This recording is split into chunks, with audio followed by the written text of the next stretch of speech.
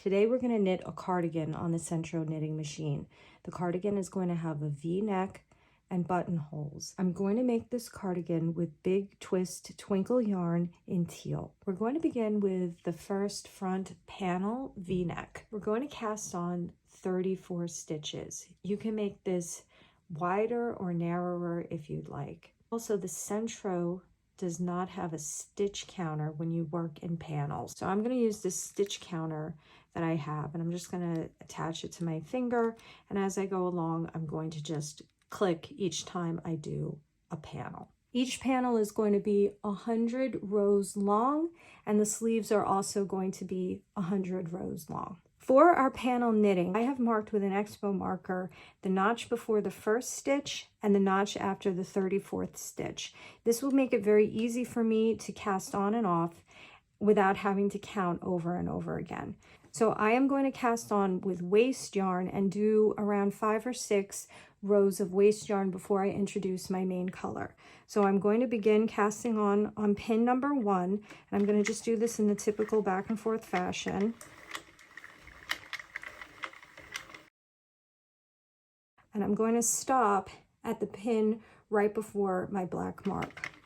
If you do change the measurements of this pattern, please just make sure you do your panels in an even number so that you can twist the yarn around your last pin.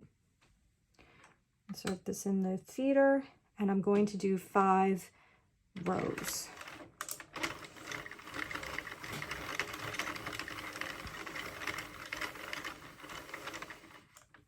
When doing panel knitting, it is extremely important to pay attention to the first and last pins. We always want to make sure that the loop that's attached to the pin is always underneath the teeth at the bottom of the peg. So here, this is a little hard to see because it's black, but this yarn is completely under the pegs. This is how you avoid dropped or tucked stitches.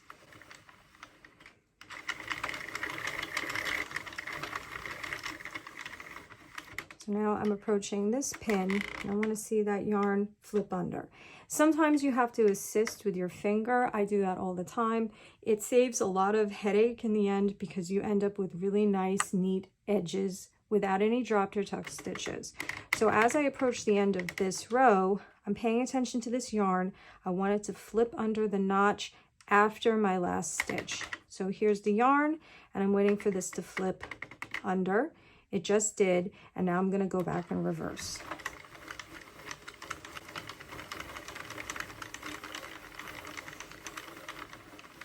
I'm approaching my last stitch, and I just want to make sure that the yarn is caught under those teeth as the peg rises. So my peg is going up, and as you can see, it is not doing what it's supposed to do. So I'm going to just use my finger and slip it back under. This happens a lot in the beginning rows because the piece does not have any weight to pull it down.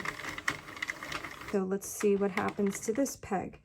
It's mostly down, but there is a gap there. So I am going to push this down so that it is underneath the teeth.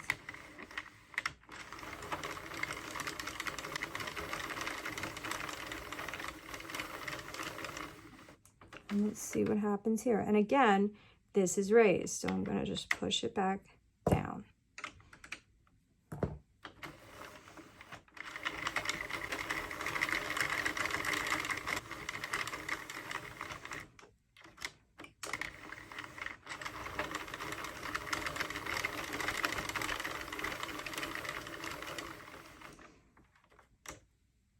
At this point, I've done enough waste yarn, and so I'm going to let the yarn pass my marked needle, let it flip under, and have the white hook catch it. Cut a tail and release this yarn into the center of the machine. Grab your main color, start cranking the machine back. Once you see this white peg past the yarn guide, insert it, put it in the feeder, and hold this down with your hand, and make sure again that this stitch next to it is under the teeth because it's going to want to raise. I kind of hold everything slightly securely, and I want to see this tooth bite down on that yarn, and it did. And now I'm going to begin my counter. So this is row 1.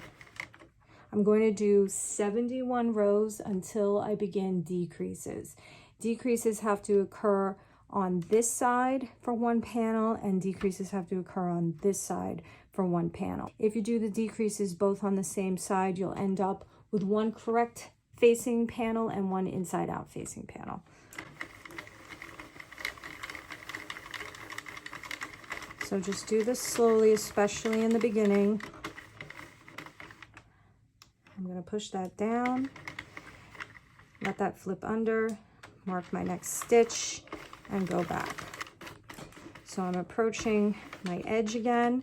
Don't worry about this yarn. This will just fall off on its own. This is not completely down. I pushed it down. I flipped under that notch, and now I'm going to go back 71 times. Now we're up to row 71, and I'm stopping a couple of stitches before the end because I'm going to begin doing my decreases. So start cranking the handle and pay attention to this last stitch. When this stitch starts to raise about halfway, stop turning. So I'm moving it, and it's halfway. I'm going to take my loom pick, and I'm going to remove this stitch from the pin. I'm going to put that stitch onto the pin right next to it. And I need to make sure that stitch is all the way down at the bottom of the pin underneath the teeth, just like all the other stitches. And this notch is now no longer my last notch. It's going to be this one right next to where I did the decrease. So I'm going to continue turning and let this yarn flip under the new notch. And now I'm going to go in reverse. And that is the first decrease. Grab your stitch marker and just put the stitch marker into that first stitch, because you will need to know where the decreases begin when you do the button, band, and neckline. I'm going to knit flat for a row. I'm not going to do anything to this side. I'm just going to continue like I have been, and then come back. And now I'm going to do this again. I'm going to pay attention to the last stitch, and I want to see that pin start to raise up. It's risen up halfway. I'm going to remove this from the machine, pull this off, and put that stitch onto the next pin. And again, I want to pull this stitch all the way down past the working yarn, all the way down so that it's taken up by those teeth. Crank the handle to the notch past that stitch and work back.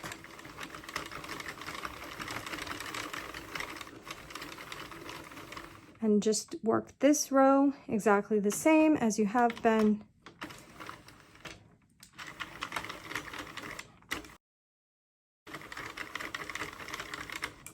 And I'm going to do this again with the next new last stitch. So it should start going up. It's gone up. I'm going to remove this.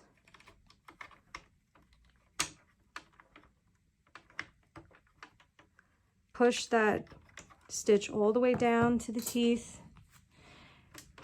Crank so that you pass this notch.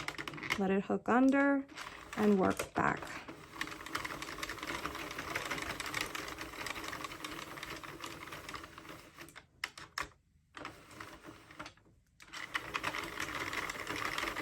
Keep decreasing until there are 17 stitches left on the machine,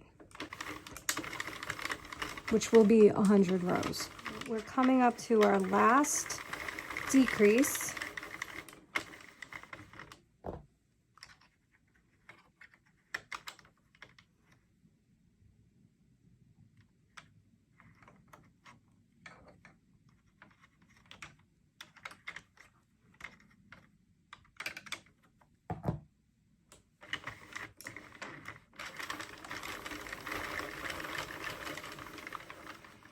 And then stop with the yarn hooked under the white pin. And now we're going to do 5 rows of waste yarn. So start to crank, insert your waste yarn, make sure this pink pin catches it. It did, and now I'm going to do 5 rows. Again, make sure your edges are down. Cut your yarn, throw it into the middle, and go back and forth twice.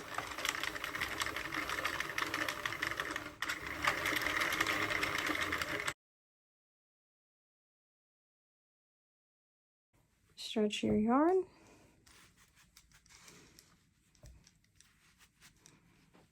And you will now have 2 V-neck panels.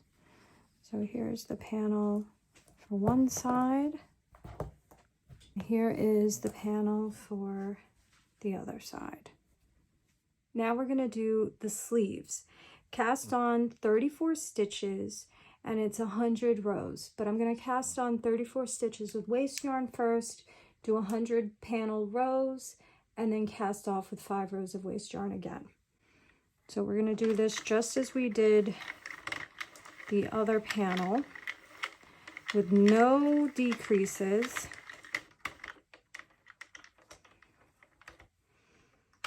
Okay, and 5 rows of waste yarn. We're going to stop here. So let the yarn flip under that notch, cut it, put this into the middle, get your main yarn, start cranking until you pass that white pin, insert your yarn, hold this a bit with your finger just so that this pink pin grabs the blue, and it has. And now I'm going to count 100 rows. And here are both sleeves, 100 rows and around 5 or 6 rows of waste yarn attached. Now we're up to the back panel of the sweater. I'm going to use the entire machine to do the back panel. So that means I'm going to cast on between pins 1 and 44.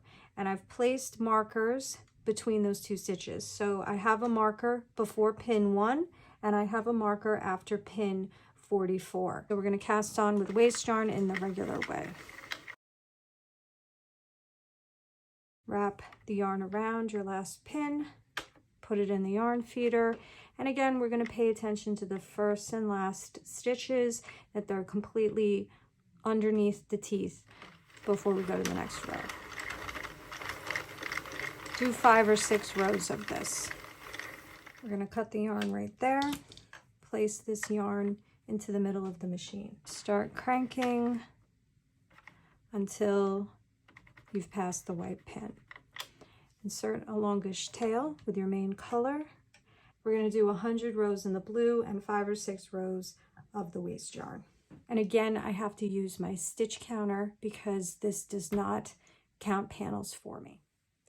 Now we're going to finish off the sleeves. And the way I did that was I did 3 rows of seed stitch with number 7 knitting needles on the end where your cuffs are. And I bound off the upper arm with a slip stitch with a crochet hook.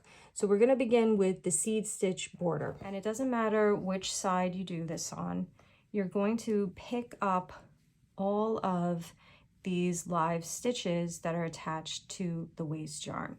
We're going to pay attention to this row of stitches right on top. So take your knitting needle and insert it into the first stitch, then the next one, and you should be able to count 34 stitches or however many stitches you decided to use for your sleeves. Leave the waste yarn on for now. Grab your working yarn and we are going to do a seed stitch across. The way we do a seed stitch is we're going to do a knit and a purl, a knit and a purl all the way across. We're going to do this for 3 rows. Knit, purl, knit, purl. So that is my first row completed. I just ended with a knit. Wherever there's a knit, I'm going to do a purl, and whenever there's a purl, I'm going to do a knit, because it's an alternating pattern. Purl. So this is a knit, so I'm going to do a purl, knit,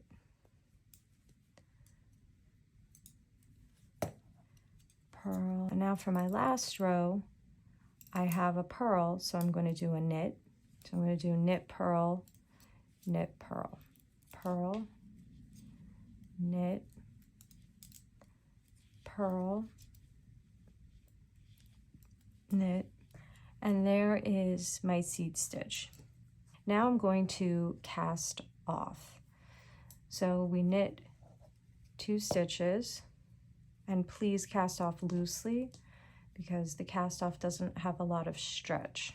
So we knit 2 and then pass that stitch over.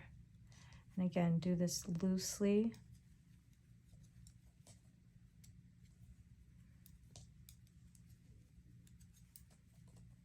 So you knit 1 and then take that first stitch and just slide it over the previous. Knit 1, slide the previous stitch over. And there we have our seed stitch border. Cut a tail and just pull that through. Now we're going to do a slip stitch across the opposite side. Get a crochet hook. This is a 4.5 millimeter. Have your yarn, and just as we did with the knitting, find your first live stitch, attach your yarn, and then we're going to go across. So go into the next stitch, and the key here is to do this as loosely as possible. Do this loosely to the point where it's uncomfortable because it almost feels wrong. Okay, so just very loosely, because in the shoulder this has no stretch whatsoever, so we need to do this very, very loosely.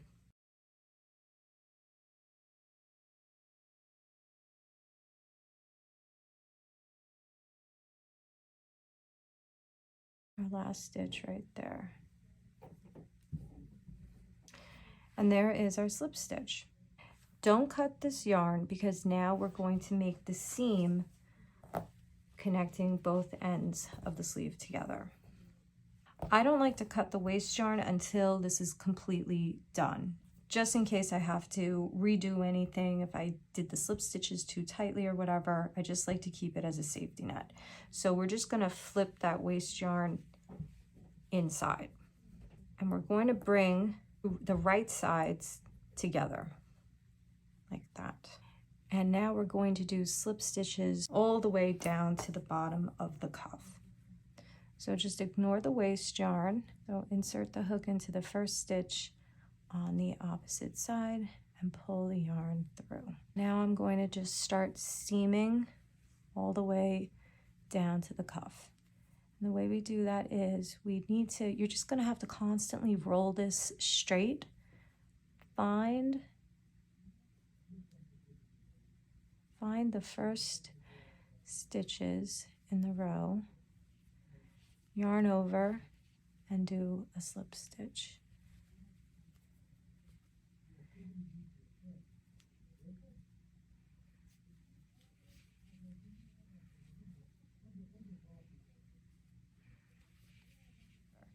So now let's flip this right side out, and we can begin removing the waste yarn. And I will weave all of that in later. But here is our second. Now we're going to do slip stitches along the top shoulder part of the front panels. So here is one side of our V-neck, and with these top stitches, I'm going to bind these off. And I'm going to do this the same way that I did the sleeve. Get your main color, your crochet hook, take your main yarn, put your crochet hook into that first stitch, attach your yarn by pulling it through, slide your hook into the next stitch, yarn over and pull it through both. And again, we want to go across loosely.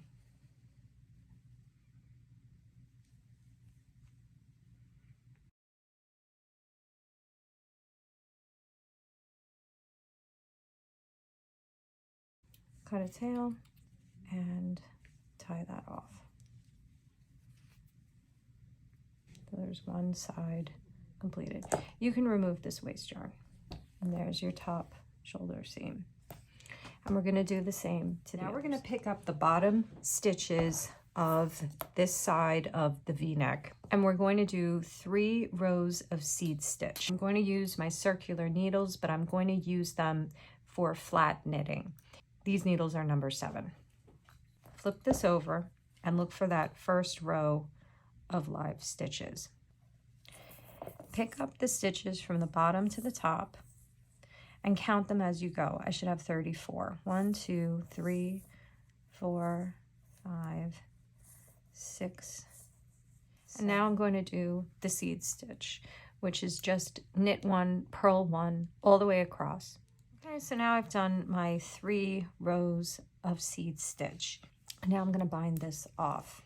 And there is the seed stitch border.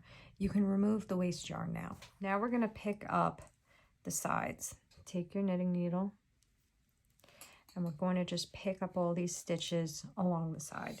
You're going to need a stitch marker, and I'll tell you when to attach it. So we're going to pull up the first loop all the way.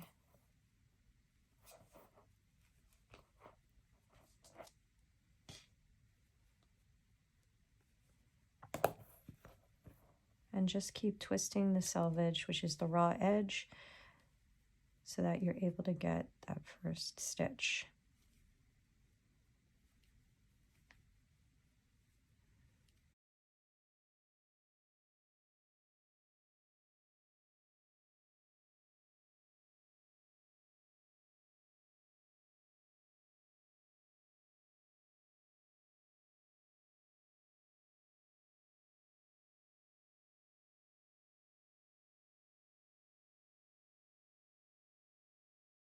So we're at the stitch marker now. I'm going to put that stitch on my needle, but I'm going to leave that stitch marker attached just in case.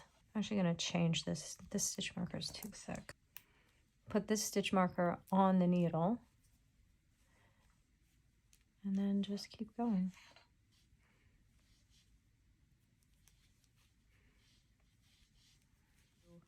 Now that I've picked up all of my stitches, I'm going to do knit 1, purl 1 all the way down. We're going to end up with rows of knit 1, purl 1, but the middle row is going to have buttonholes. So I'm going to do knit, purl, knit, purl all the way down. Now we're at the stitch where the stitch marker is. So we're going to do knit, purl, and then a knit again, all in the same stitch. This does get a little tight. And that'll give us the nice sharp corner of the V. So we just ended with a knit, so now I'm back to a purl. All the way down. Now we're going to begin knitting the buttonholes. So I'm going to do seed stitch for 3 stitches. Then I'm going to do a buttonhole over 2 stitches, which actually takes up 3 live stitches. Knit 10, do another buttonhole over 3 stitches, 10, buttonhole over 3 stitches, 10, and so on. So I'm back to my seed stitch pattern. So this is a purl, so I'm going to do a knit, a purl, and a knit. And now I'm going to do the buttonhole. And I'm doing the easiest type of buttonhole out there. So you're going to knit 2 stitches. You're going to pass the first knit stitch over the second knit stitch, like casting off. Knit another stitch and pass that previous stitch over that one. This is just like casting off. And that's the buttonhole, and I'm going to do it the buttonhole over 2 stitches. And now I'm going to do a seed stitch for 10 stitches. So knit, purl, knit, and now I'm going to do the next buttonhole. So I'm going to do 2 knit stitches, 1, 2, pass the first knitted stitch over the second one like you would in a cast off, knit another stitch, and pass the previous stitch on top of the new one. And then I'm going to do a seed stitch for 10 stitches. 1, 2, 3, and now we're up to our third buttonhole already. So I'm going to knit 2 stitches, 1, 2, pass the first knitted stitch over the second like a cast off, knit a second stitch, pass the previous stitch over the new one, and then do the seed stitch for 10 stitches. And that leaves us with our last stitches before the V-neck begins. So I'm going to knit 2, 1, 2, pass the first knitted stitch over the second, knit a third, pass the second stitch over the third stitch. And you can figure this out for whatever length your sweater is. Just count how many stitches you have cast on and realize that each buttonhole takes up 3 stitches. Be sure to subtract those 3 stitches from your total and then divide it by however many buttons you would like to have on your sweater. And now I'm just going to continue my seed stitch pattern to the top of this panel. And now I've reached the end of my row. Turn the work and begin doing your seed stitch again.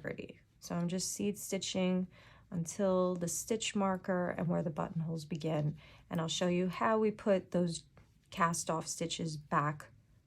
I'm coming upon my buttonhole. I'll be there in a moment.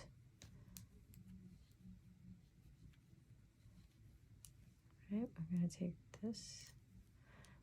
Okay, so I have a knit stitch right here. So now I have to cast 2 stitches back on.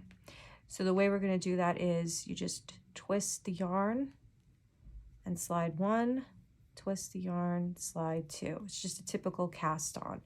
And then we keep going. Okay, so here's my next buttonhole. So I'm going to cast on 2 stitches, 1, 2. And then I'm going to go back to my seed stitch. Here's another buttonhole, cast on 2 stitches. And here's my last buttonhole, and I'm going to cast on 2 stitches. And then my last 3 stitches are here.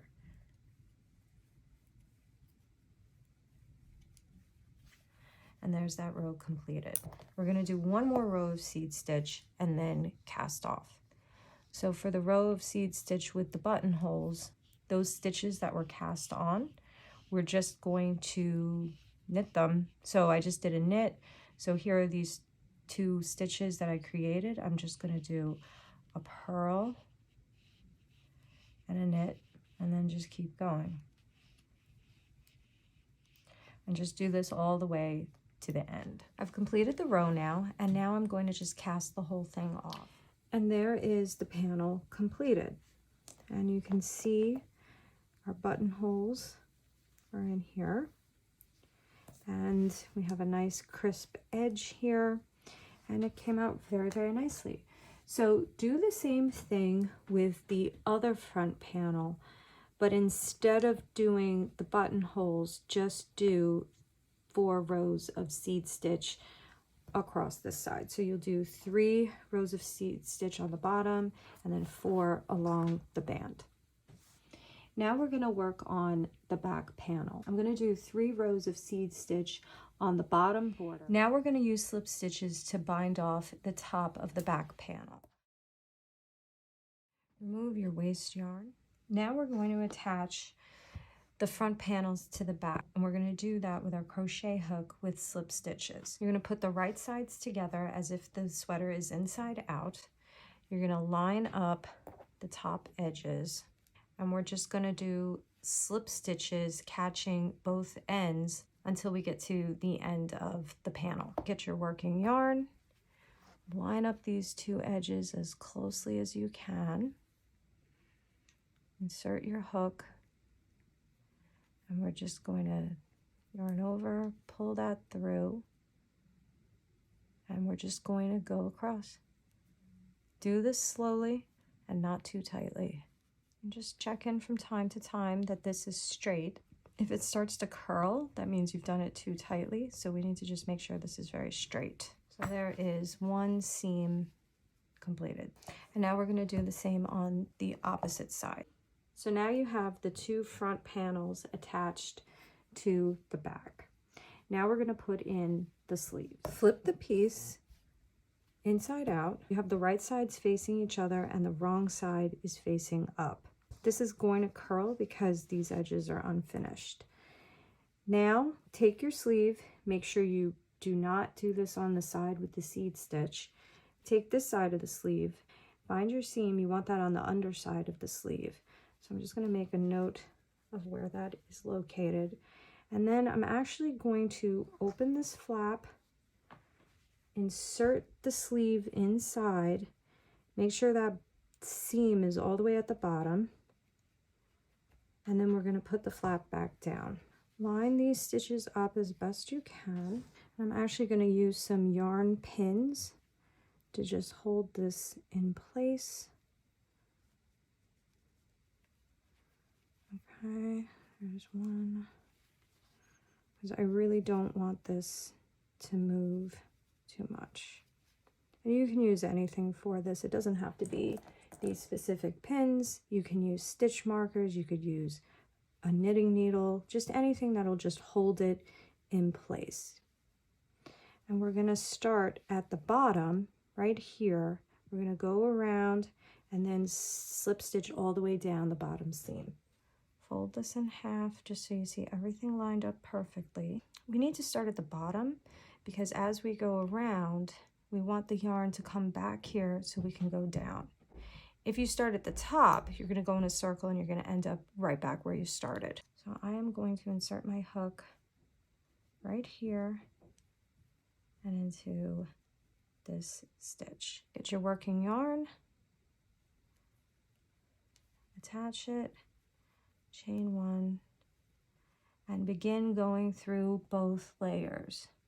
It's extremely important that you go through both layers, otherwise you will end up with holes.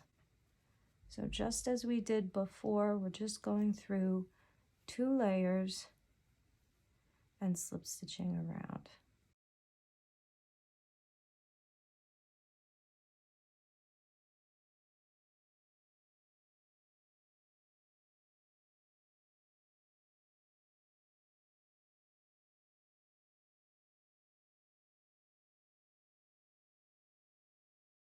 And again, I'm just constantly checking with each stitch that I'm going through both layers, the sleeve and the panel. Okay, I'm approaching this where all these points are going to come together.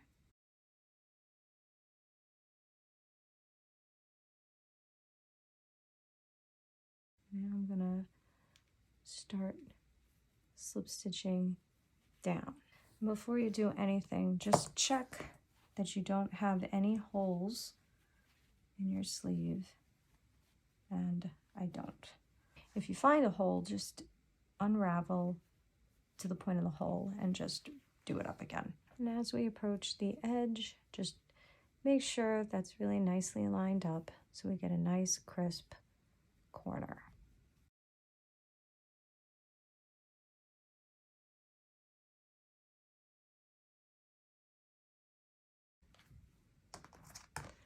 Cut the yarn and tie a knot. So we have our sleeve inside. We have our 2 panels knitted together. We have our sleeve inserted. And there is 1/2 done. Do the same on the other side. At this point, the entire cardigan is finished.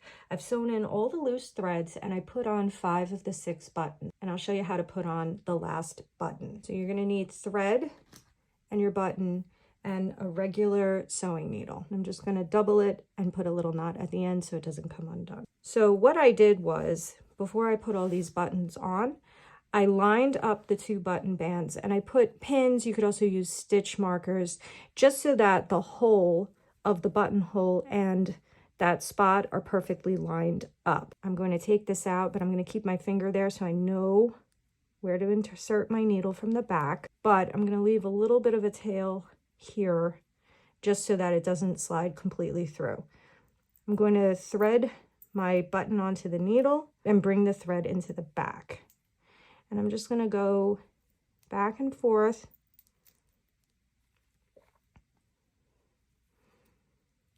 into the button a couple of times.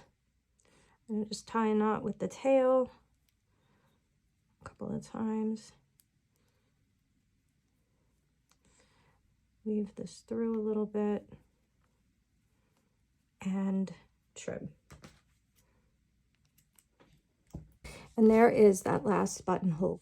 And there is the cardigan completed. If you like this video, please subscribe. If you make this project, please let me know.